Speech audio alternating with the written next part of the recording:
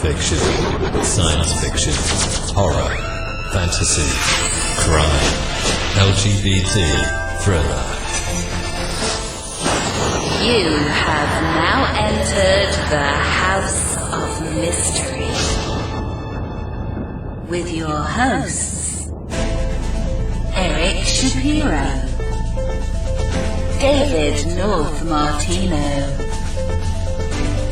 John Copenhaver, and Al Warren. Heard on KCAA 106.5 FM Los Angeles, 102.3 FM Riverside, and 105.0 AM Palm Springs.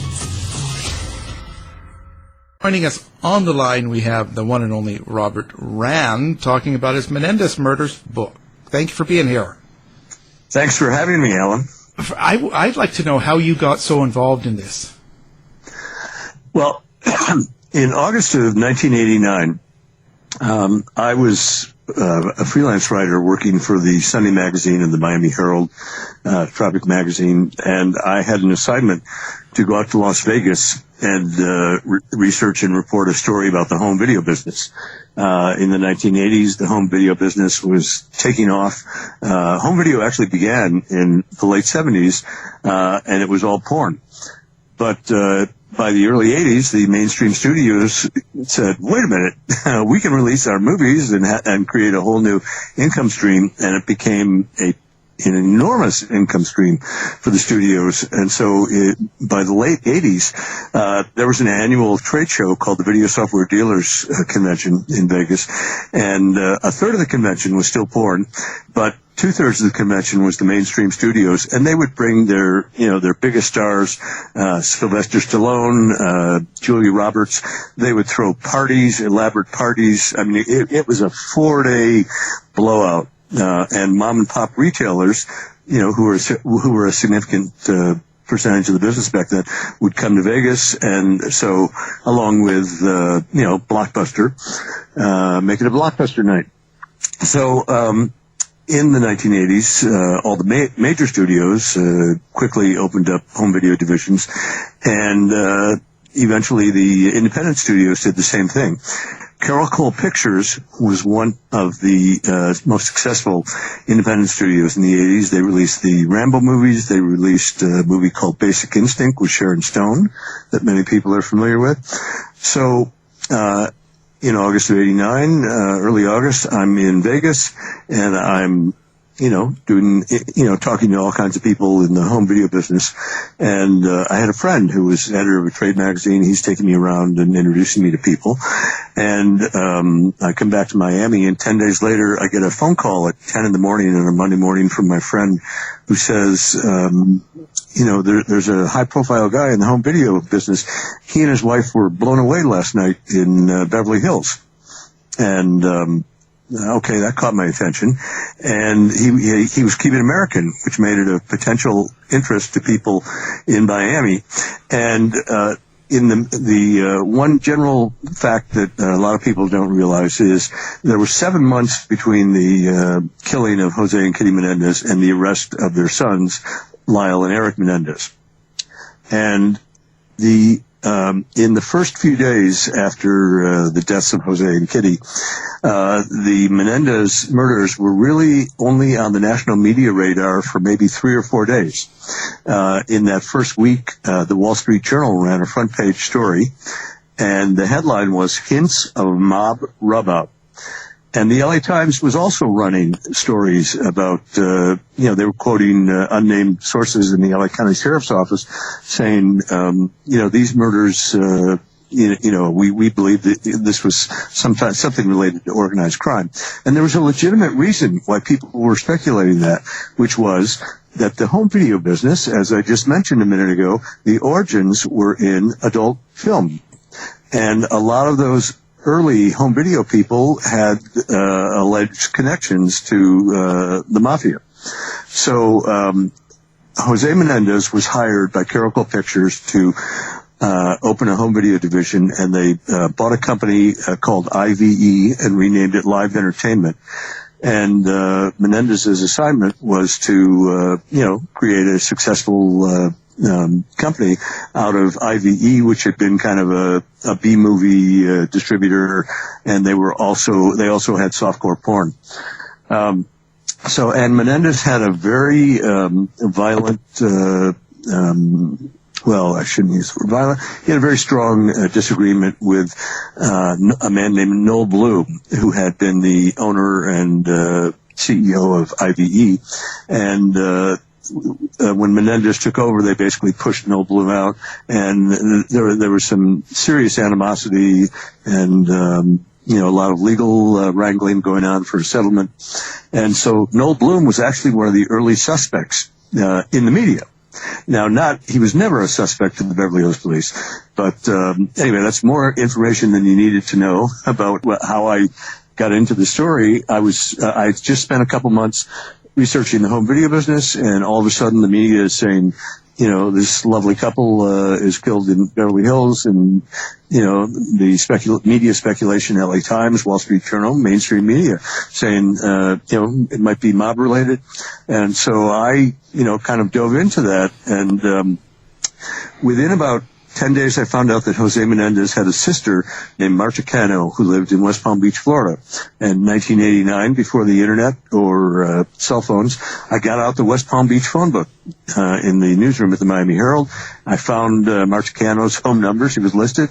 I called her up, 5% to make a condolence call, 95% to hit on her for a story. She immediately invited me up to West Palm Beach, and we spent 4 hours talking about the family history. This is about 2 weeks after the murders, and the family history was the family started in Spain with nothing, became wealthy, lost everything, immigrated to Cuba with nothing, became wealthy. Castro came in, they lost everything again, and then the family came to the States with nothing. And José Menendez became head of Hertz, head of RCA Records, and eventually, after 20 years living in Princeton and working in New York, the family moved to California in 1987, and he became head of a home video company. So I was kind of in on the ground floor of the story, literally, because I went back to Miami after I met with Erik and Lyle Menendez's aunt, Marta Cano. And I said to my editor at the Sunday magazine, look, we don't know anything about this murder investigation. The Beverly Hills police aren't talking. But I said, this family has a really interesting story. So why don't I do a biography about José Menendez? Rags to riches, Cuban-American story ends, immigrant's dream story ends in this terrible tragedy. So my original assignment was to write a biography. As part of that reporting, I came out to California in October of '89, 2 months after the murders, 5 months before the brothers were arrested, and I spent 3 days with Erik and Lyle Menendez. And the purpose of our interview was to talk about, their father for my biography. And they told me very loving, caring stories about how much they loved their parents, how much they missed their parents, So I went on for a long time about how I get into the story, but that's it. Wow. No, that's it. I was just when you talked to Erik and Lyle, and they were giving you loving stories, did they tell you who they thought killed their parents? No. Well, as I just said, my assignment was to write a biography about José Menendez. Mm-hmm. So I really wasn't trying to, push them about the investigation. But at one time, the first day of the formal interviews, Lyle Menendez, I was with both brothers. Lyle Menendez asked me to, I pulled out a tape recorder and a notepad, and he asked me not to take notes or record them. He said, we want to just get to know you. And in fact, about 15 minutes after meeting them, he said to me, we're thinking about writing a book about our father. He was such a great man. Would you be interested in working with us? So that was kind of an odd moment. And we continued.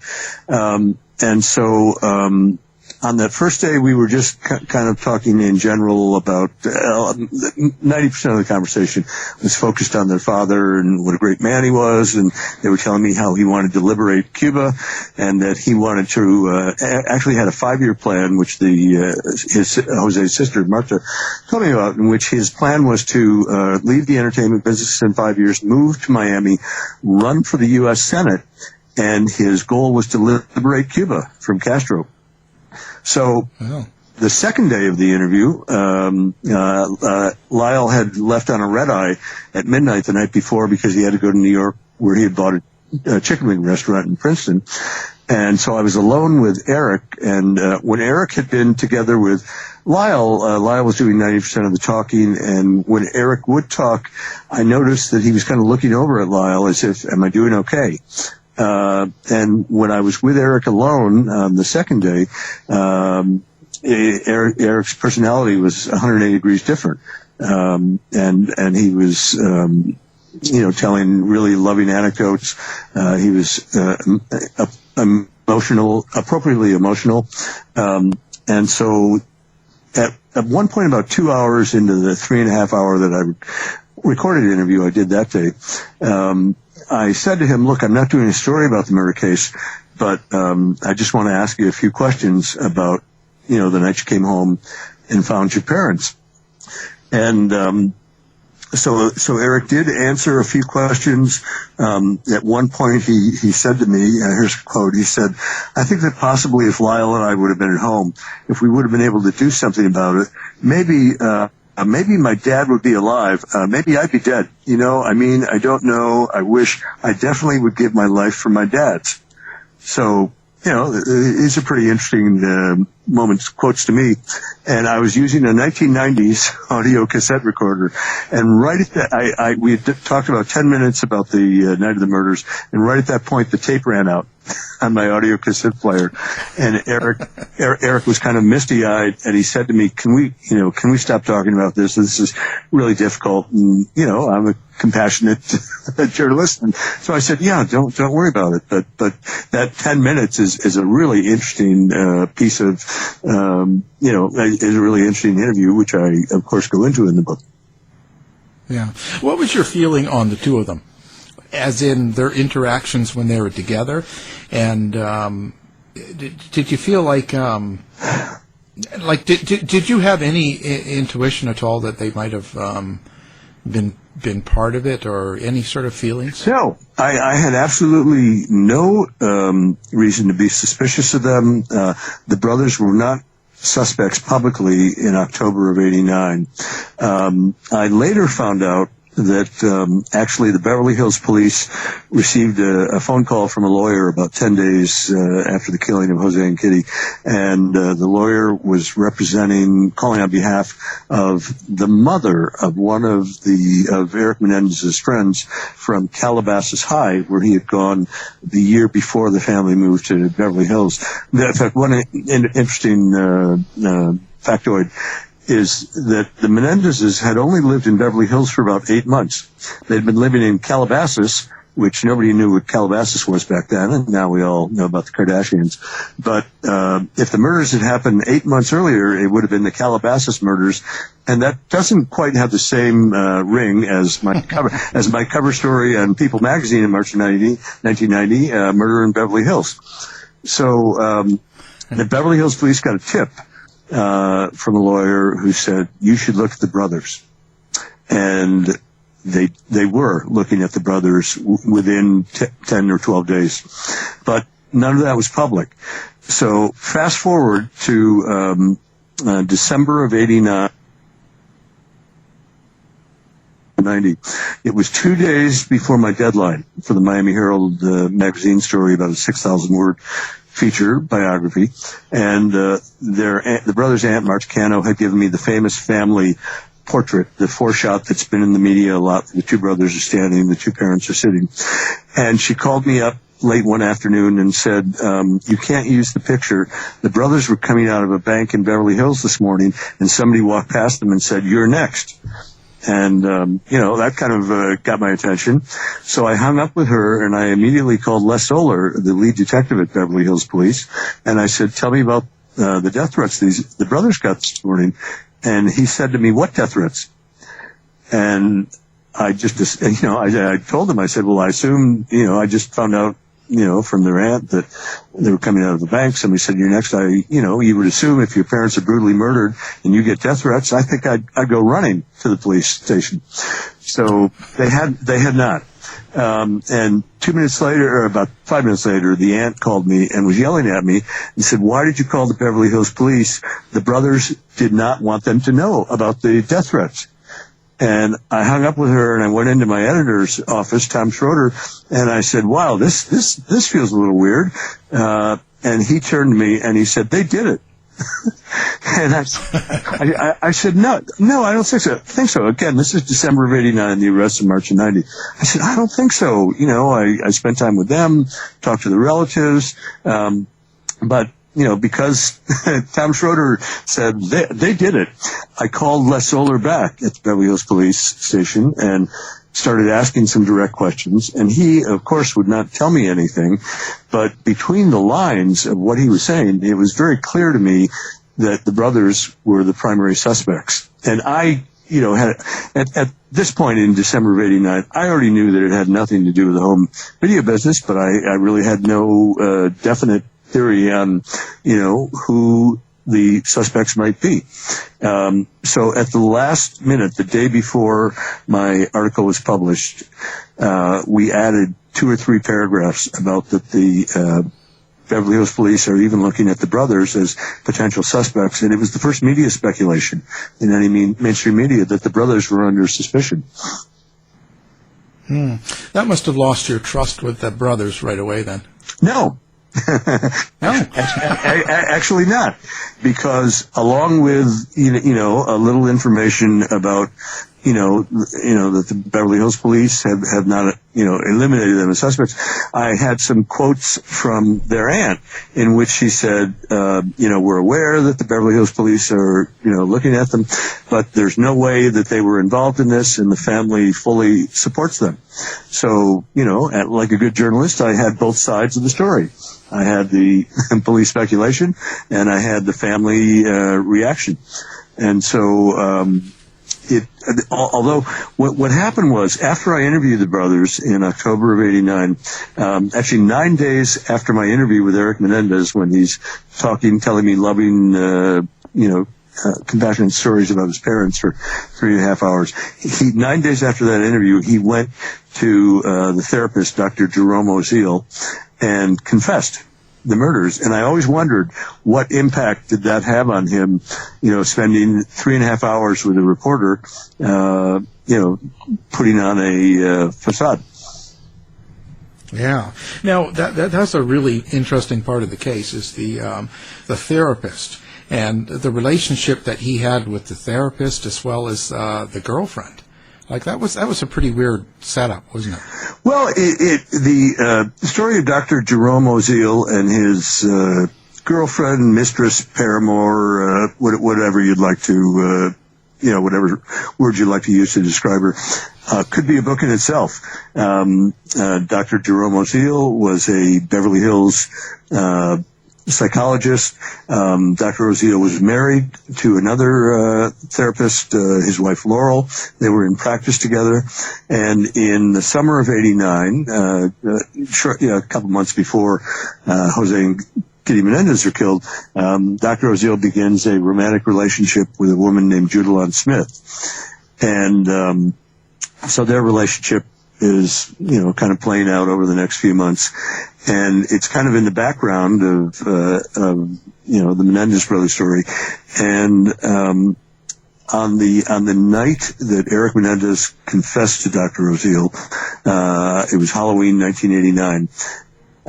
There's several different versions of what happened that night. There's Dr. Oziel's version, there is Judalon Smith's version, and Erik and Lyle Menendez each have their own version, which they testified about, and I've talked to them since then. And according to Dr. Oziel, Erik Menendez came into his office and was, very distraught and upset, and they went on a walk to a park a few blocks away in Beverly Hills. And as they were coming back to his office, Erik paused just outside the office building, leaned against a parking meter, and told Dr. Oziel, "We did it." So then they went back upstairs, and Dr. Oziel got him talking, and within about half an hour, Dr. Oziel said, "We need to call your brother Lyle right away." Lyle Menendez was at the Menendez mansion on North Elm Drive, passing out Halloween candy with his girlfriend, and Dr. Oziel called him and said, "We need you to come over here right away." And Lyle Menendez says, "What's this about?" And Dr. Oziel said, "Well, Erik has told me everything." And Lyle Menendez was, totally freaked out, raced over in his brand new Porsche to Dr. Oziel's office, and he was very angry with Erik, very upset in general because, suddenly somebody knew that they were responsible for their parents' deaths. And so they stayed and talked for about half an hour, 45 minutes, and then Lyle said, "I'm done. I'm leaving," and he grabbed Erik, and they went to the elevator. And Dr. Oziel was trying to get them to come back to his office because he thought this was a very volatile situation. He didn't want them to leave. He, thought, they needed to continue talking to just kind of cool down everything. And as he was getting down the elevator, Lyle Menendez turned to Dr. Oziel. This is according to Dr. Oziel, and said, "Good luck, Dr. Oziel." Shook his hand, looked him in the eye, and Dr. Oziel interpreted that as he was going to need some good luck. And the brothers left, and this is where the story gets a little murky. Judalon Smith, Dr. Oziel's girlfriend, claims that she was in the waiting room on the night that the Menendez brothers were in the office. And she also claimed that she could hear their confession from down the hall. Now, that never happened. I'm not even sure if she was in the office that night. That was her story when she was doing a lot of media just after the arrest, which she was on Primetime Live with Diane Sawyer on ABC. She did an interview with, several interviews with Dominic Dunn for Vanity Fair, and, spun this whole story. And in the early months after the arrest, she was potentially a really important character because if she actually overheard their convention, she was an extremely important potential prosecution witness. But I'm not sure she was really there. Anyway, as I say, that's a whole other crazy story. And just one short other fact is that after the confession, Dr. Oziel, I believe, just gossiped with his girlfriend, told her about the confession, and then their relationship starts to go sour, and Judalon Smith started threatening to go to the Beverly Hills police and tell them that the brothers had confessed. And then at one point in December of 89, Dr. Oziel records an hour-long therapy tape and tells the brothers, "Look, if you ever get arrested, this tape will show that you had remorse." And so at that point, the Menendez and Anderson family members believe that Dr. Oziel was blackmailing the brothers because he scheduled 5 appointments a week for each of them. And according to testimony that was in the trial, the first trial, said to them, "I don't care if you ever show up for these therapy sessions, that I'm going to bill your family for them." And the brothers certainly interpreted that as, these are just, therapy sessions on the books. I don't care if you show up, but I'll be billing your family for 2 sessions a day, 5 days a week. So at one point, Dr. Oziel, so now that Dr. Oziel's personal life is spinning even further out of control because Judalon Smith is aware of all this. And she's really making serious threats to go to the Beverly Hills police. So Dr. Oziel and his wife Laurel, another therapist, moved Judalon Smith into their house with their 8 and 10-year-old daughter in an effort to keep the lid on her. Kind of a strange situation. These 2 therapists, their own personal lives were really spinning out of control. And then fast forward to March of 1990. There was an incident one day where they came home and Dr. Judalon Smith apparently, according to Dr. Oziel's testimony, was talking to his daughters and telling them, "I'm going to be your new mommy. Your mommy's moving out." So they kicked her out. The next day, Judalon Smith goes to the Beverly Hills police. The day after that, Lyle Menendez is arrested. But how could they use her testimony, as it's pretty secondhand? Well, parts of it are secondhand. That's why I said just a moment ago that in the early days of after the arrest, she appeared to be, Dr. Oziel was obviously appeared to be that he would be the star prosecution witness, and Judalon Smith was certainly a close number two, if she had actually overheard their confession. As I said, I don't believe she ever overheard anything, because when I did I was working on a story for Playboy, a very long, 14,000 word story. They told me it was the longest article Playboy ever ran, because Hef was really into the story. And I interviewed Dr. Oziel, his first national media interview, for that article, which was published in March of 91. And Dr. Oziel could not talk about the case, because the case was, still pending. It was about 2 years away from trial. And, but Judalon Smith had been all over the media bashing Dr. Oziel. So Dr. Oziel went out and hired a publicist to screen reporters, and I was the guy who got the brass ring. And that was, Dr. Oziel's first national media interview. So he couldn't talk about the brothers, couldn't talk about the case, but he wanted to bash Judalon Smith as she had been bashing him. So that's why their whole story is just, spinning off into a crazy side story that intersected with this high-profile murder case. Anyway, they're two very interesting characters. I was going to say, now when they were in jail too, I guess the whole OJ thing was happening, and Erik actually knew OJ in jail, didn't he? Yes. Well, actually, both brothers. This is 6 degrees of separation. This is such a classic L.A. thing. Actually, it happens everywhere in high-profile cases. When Erik and Lyle Menendez were young boys, José Menendez was head of Hertz Rent-A-Car. And you might remember, if you're old enough, that O.J. Simpson was doing TV commercials for Hertz. I think it was in the late 70s, early 80s, in which he was running through airports and jumping over suitcases. And it was a, classic, commercial that was in heavy rotation. And so, OJ actually came to the Menendez home in Princeton one night for dinner. And he met Erik and Lyle Menendez when they were little kids. Wow. So, fast forward to June of 94. OJ, is in the Bronco, riding around L.A. with the helicopter chasing him on live TV. And about 6 or 7 o'clock, the sheriff's deputies in the jail pulled Erik out of his cell, and Erik was in. Both brothers were isolated from the general population because they were high-profile prisoners, and the reason they isolate celebrities or high-profile prisoners is that somebody might just want to stab you, and try to become famous themselves. So both brothers were isolated in separate areas of the jail. So Erik is in what's called a pod with about 6 or 8 cells.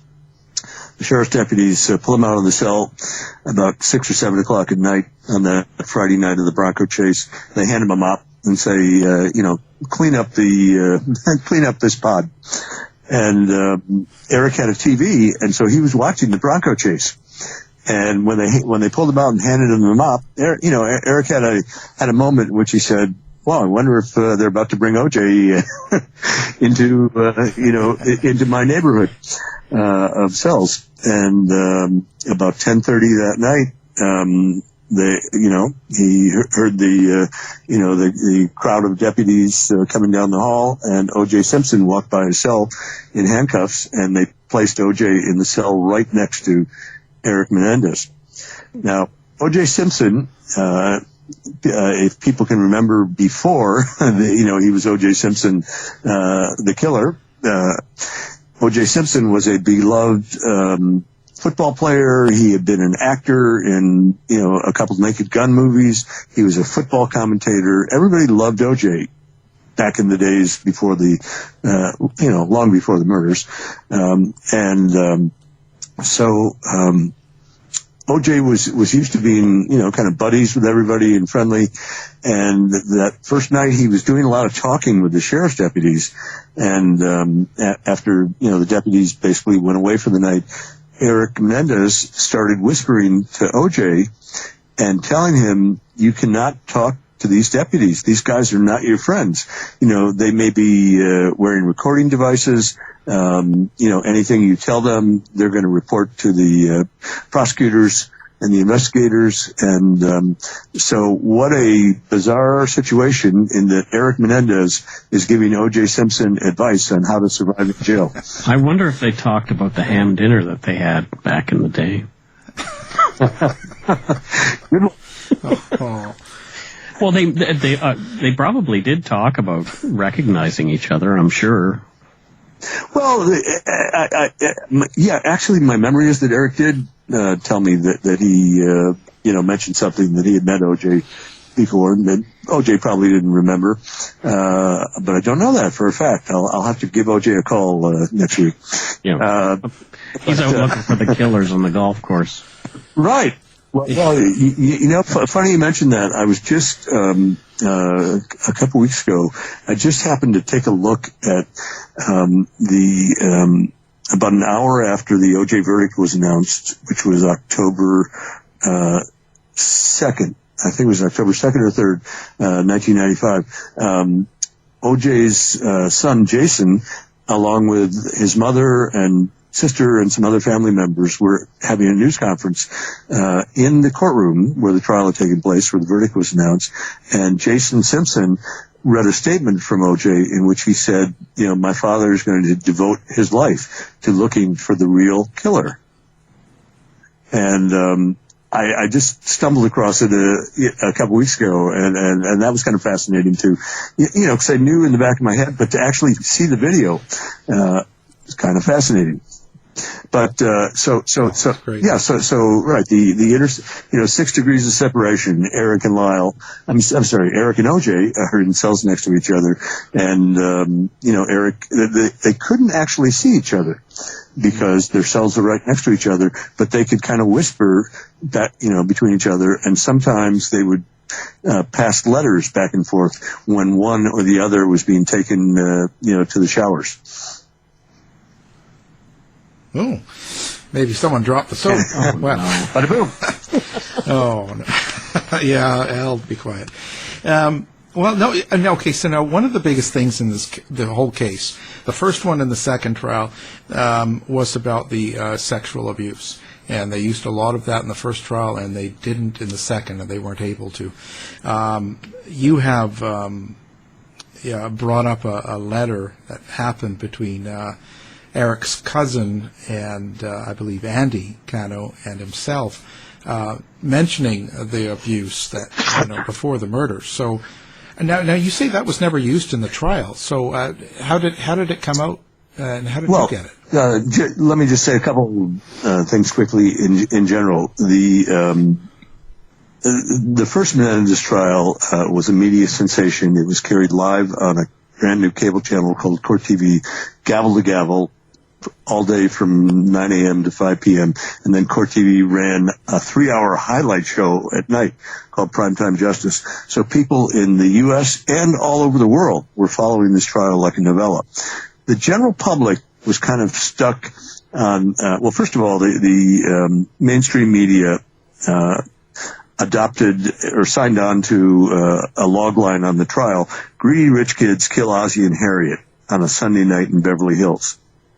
Now, there were 3 years between the trial and the rest of the brothers in the trial, because there was an issue with the therapist who had recorded this audio tape confession with the brothers, and also had other information. And normally you have a privilege with your therapist, in which whatever you tell that therapist is privilege. There's one exception. to the privilege, which is if you threaten your therapist or if you tell your therapist, I'm going to kill my girlfriend or boyfriend tomorrow, the therapist is obligated to go to law enforcement and to tell people that might be in danger. So the general public was kind of caught up in and the defense made, so for 3 years, the only story the public heard was the PR people from the LA County DA's office putting out the spin, greedy rich kids, kill Ozzie and Harriet. And the job of those PR people at the DA's office is to poison the potential jury pool and in a high profile trial. And, sorry to say that, but that's what they do. So the general public, that was the only story they heard for 3 years. And 2 weeks before the trial, the defense went public and said, no, we have a completely different story. This is a story of intergenerational sexual abuse. And, the brothers were, we have eyewitnesses to physical, verbal, and emotional abuse. The brothers are going to tell you about how they were sexually molested. And the general public was hung up on the idea of, the general public thought this trial was, we were sexually molested, so therefore we get a free pass to kill mom and dad. And that was not the defense. But that was the image that the general public had. So, now to get back to, this letter that was, one of my scoops in the book, I did not see this letter, for the complete letter until March of 2018, a few months before, the final deadline of my book. The first Menendez trial was 93-94. Second Menendez trial was 95-96. First trial ended in 2 hung juries, a mistrial. Then they were retried, and the judge reversed most of his evidence rulings. The second trial jury heard a completely different set of evidence. The defense was not allowed to put on the heart of their defense from the first trial, and the brothers were convicted of first-degree murder. As I said, there were 65 defense witnesses in the first trial, people that were eyewitnesses to physical, verbal, and emotional abuse. And from my perspective, that can be just as damaging to a young child as sexual molestation. So the molestation was not my sole criteria for evaluating the case. But I believe the Menendez brothers, not just because they testified that they were molested, but over 30 years, I have spent a lot of time with José Menendez's sister and with Kitty Menendez's sister, and everybody in the family knew something was off, something was weird, but José was kind of the rich uncle in the family. He loaned your kids, he loaned you money if you needed a loan. He got your kids their first job, so nobody wanted to upset the rich uncle. And also, nobody in the everybody, saw bits and pieces of some strange behavior, but nobody sat the entire family down together in one room until after the brothers were arrested for murder. As I said, I have, in 30 years of reporting, and this is the luxury of a book author, is that you can go so deep into a story and interview hundreds of people, and you're not on a daily deadline, that I feel confident that I really know what happened in this case, and I believe the resolution of the first trial should have been manslaughter, not murder. Half of the jurors, all the women voted for manslaughter, all the men voted for murder. All the men, I interviewed all the jurors after the first trial. All the men told me a father would never do that to his sons. Now, this was 1994. Long before the Me Too, the Men Too movements, long before the Catholic Church abuse. So I believe that if the Menendez trial were held today, it would be a completely different outcome. So now I'll answer your question. So I'm trying to give a background before we got to this letter. So I'm visiting Marta Cano, my longtime source, going back to September '89, in March of 2018, and she had told me over the years that she thought that she might have some letters that Erik Menendez had written to her son when they were 15 and 17, and her son tragically passed away in 2003. He was only, I think, around 29 years old. But so we started going through his papers that she had never gone through, and we found, within an hour, we found a letter, a handwritten letter from Erik Menendez written to Andy Cano. And in the letter, it starts out where Erik is just kind of writing about some routine stuff.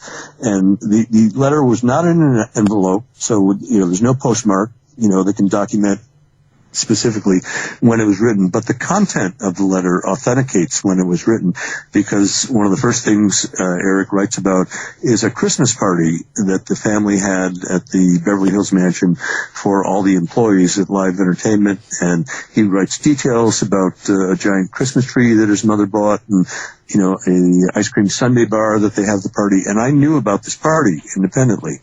And he also writes about the brothers had just hired a new tennis coach, Mark Heffernan, and I knew independently that had happened in November of '88.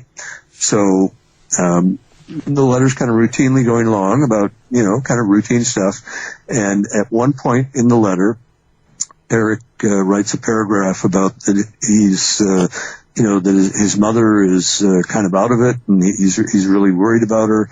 And then a few sentences later, I'll read you a couple sentences that he wrote, in which he said, "I've been trying to avoid Dad. It's still happening, Andy, but it's worse for me now. I can't explain it. He's so overweight that I can't stand to see him. I never know when it's going to happen, and it's driving me crazy.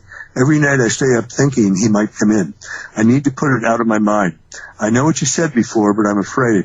You just don't know Dad like I do. He's crazy. He's warned me 100 times about telling anyone." So when I hit that point in the letter, I was reading it out loud to Marta Cano, and she became emotional. And I'm like, my jaw has dropped.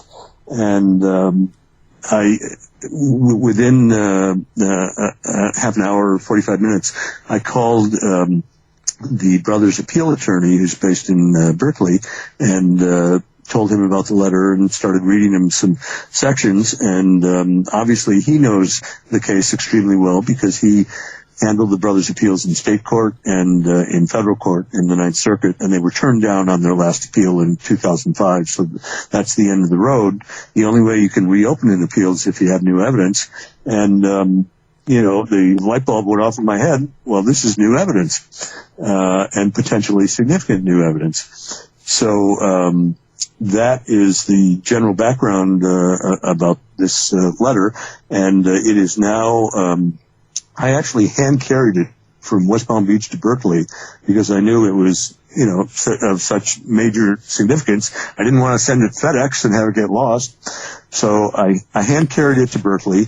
The attorney took possession of it, and he has since, sent it to, the handwriting experts can analyze the ink, can analyze the paper, and I'm told that they can, pinpoint the, within a couple months of when that letter was written.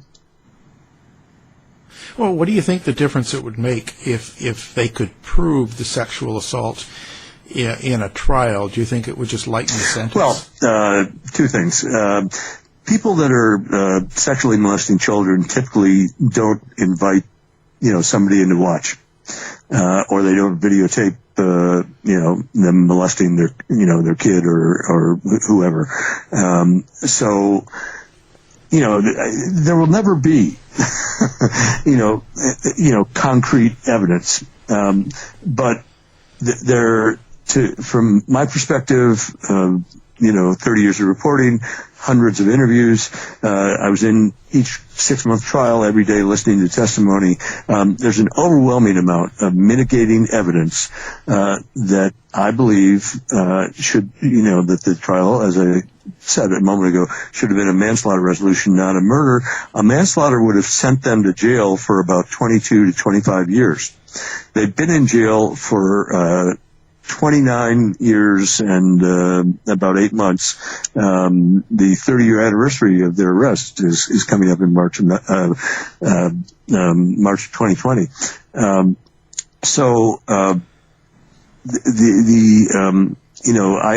I hope that they will file a new appeal. As I mentioned, the threshold for filing a new appeal when you've exhausted all your appeals is you have to have new evidence. Now, this letter is potentially a significant piece of new evidence. There is actually additional new evidence. I am still, this is the most incredible thing, I am still actively reporting on this case. I am working on a bunch of other things, including a new book unrelated to Menendez.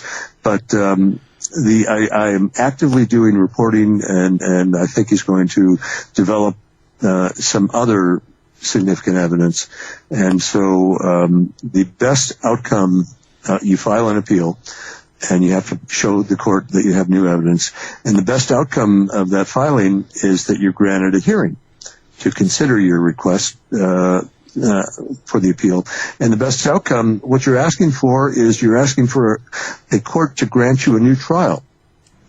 So try to wrap your head around the idea of a third Menendez trial in the social media world of 2020, 2021. And OJ was pretty insane, and that was 1995. So just imagine a new Menendez trial. Thanks to NBC and Dick Wolf, they produced an 8-hour limited series called Law and Order True Crime, The Menendez Murders, and that aired in September of 2017, premiered. And it is still streaming on all major platforms. Stars Edie Falco, who was nominated for an Emmy for playing Leslie Abramson, the brother's defense attorney. And fascinating thing to me, an entire new generation was introduced to the Menendez brothers case through the NBC series, and every day more people are streaming it and discovering the case. So the interesting thing that happened after the NBC series aired for 8 weeks was that social media just went really crazy and noisy and was totally sympathetic to the brothers, because that was the point of view of the series. And my book, The Menendez Murders, provided the primary source material for the series. And my point of view, as you've been hearing me ramble on for a while, since we've been talking today, is that this was a manslaughter, this was not a murder, and that the brothers really were abused, and this mitigating evidence of the family history, should have, was the evidence that should have led to a manslaughter resolution. But what about the killing of Kitty, their mother? Wouldn't that still be murder? Because the father was abusing, but the mother, I'm sure I guess she knew about it, and that seemed to be the general idea. But to actually kill her, wouldn't that be still murder? That's a great question. The number one question people ask me is, Erik and Lyle Menendez were 18 and 21 years old. Why didn't they just walk out the front door?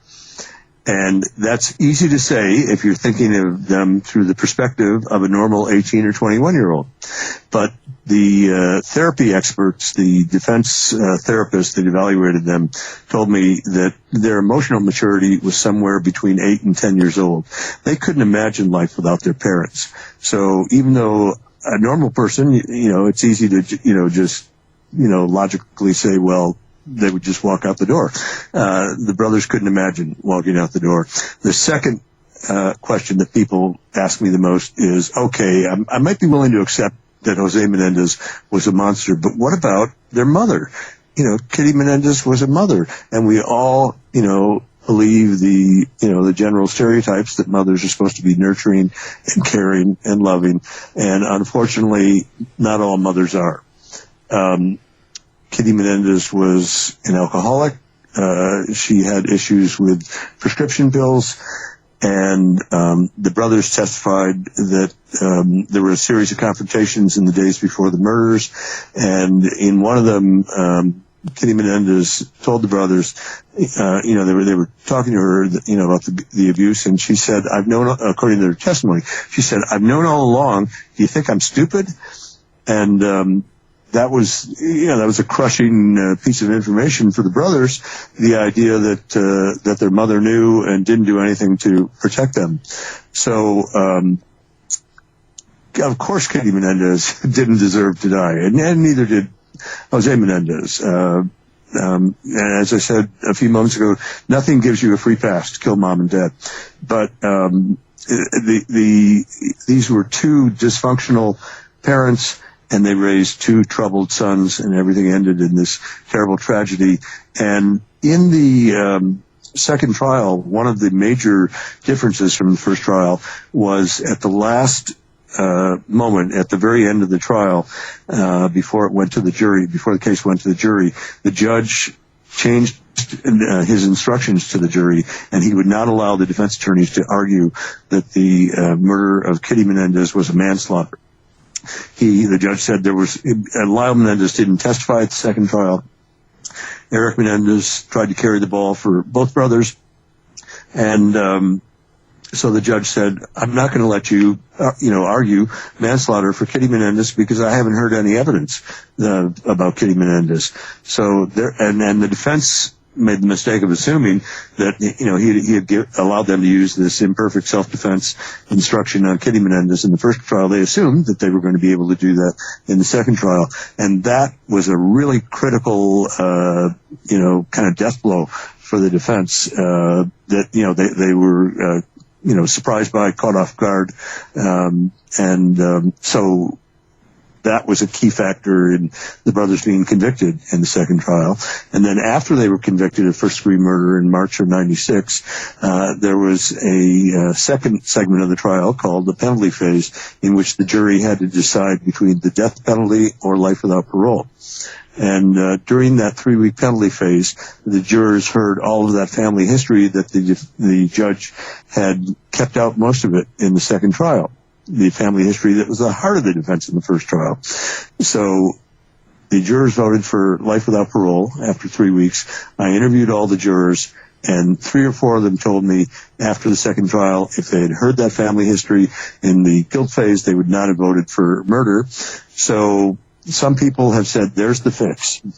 And in the final brothers' appeal in front of the Ninth Circuit in 2005, one of the justices, Alex Kaczynski, actually said in the hearing, I have an audio tape of it, and he said that he believed there had been collusion between the LA County DA's office and Judge Stanley Weisberg to convict the Menendez brothers in the second trial.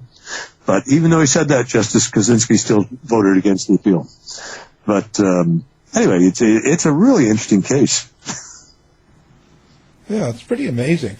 And now, do you have a website that people can come and find you on and pass on information? I do. It is easy to remember, MenendezMurders.com. Wow. Wow. That's it. Well, we're going to have that posted along with your book, The Menendez Murders.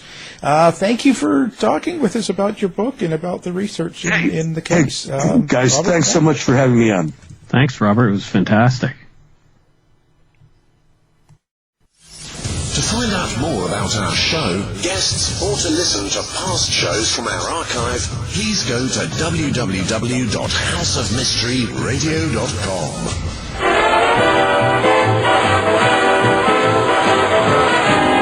The mission has been completed. The end! By George, he's got it! It is the end! I'll say it. If you're lying to me, I'll be back. This has been a production of Something Weird Media.